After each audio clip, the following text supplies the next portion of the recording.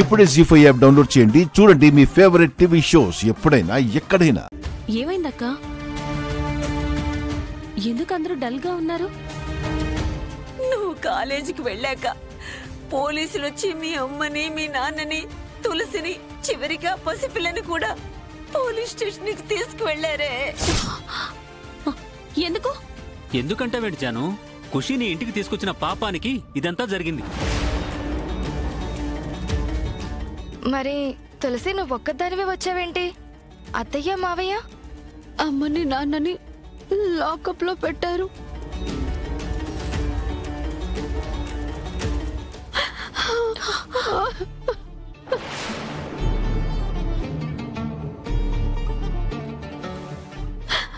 ఆ మాటకొస్తే నిన్ను కూడా లోపలేయాల్సింది.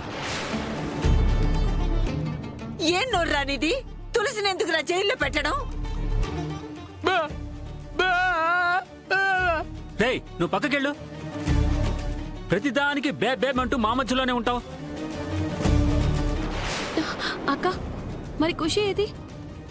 సుపర్ణిక మేడం వాళ్ళు తీసుకెళ్లిపోయారు. ఆ మొక్క ముందు చెప్పాలి కదా.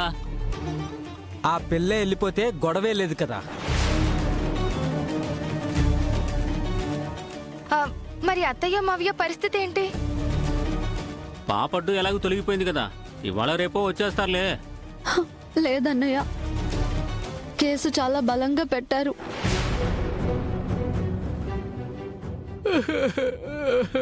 అత్తయ్య మావయ్యని విడిపించుకోవడం ఎలా?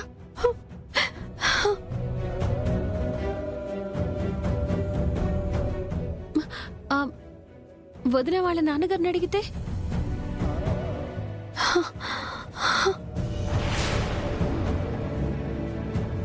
అవునొదినా, ఇప్పుడు వేరే దారి లేదు.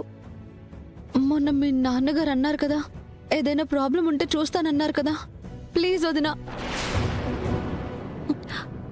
ఆలోచిస్తావేంటొదినా? మాట్లాడొచ్చు కదా, మాట్లాడు. ఆలోచించడం లేదు, బిజీగా ఉంటారేమో అని. ఒక్కసారి ట్రై చేయి, ఒక్కసారి మాట్లాడు. మీ నాన్నగారు రాజకీయాల్లో బాగా ఆరితేరి పలుకుబడి ఉన్న మనిషి కాదు. ఆయనకి చెప్పి విడిపించమని చెప్పమ్మా. ఏయ్, ఏంట్రా నీ యాక్షన్? కొంచెం ఆగితే కాళ్ళ మీద పడేలా ఉన్నావు. బేబీ, ఒకసారి మావయ్యతో మాట్లాడు. ఫోన్ చేయి కీర్తి. మాట్లాడమ్మా. సరే, చేస్తాను. ఓకే.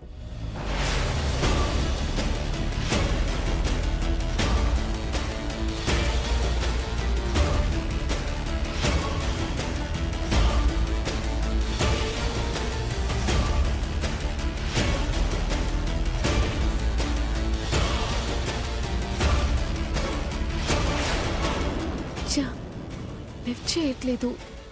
ఇప్పుడు ఏం చెప్పను?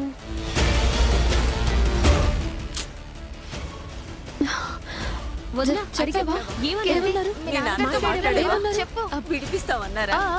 నేను చూసుకుంటా అన్నారు. అది మా మావయ్య అంటే. గొప్పోడే. అత్తయ్య వాళ్ళు ఇంటికి వచ్చేస్తే బాబాయ్ గారి పేరు చెప్పుకుని బ్రతికేయచ్చు.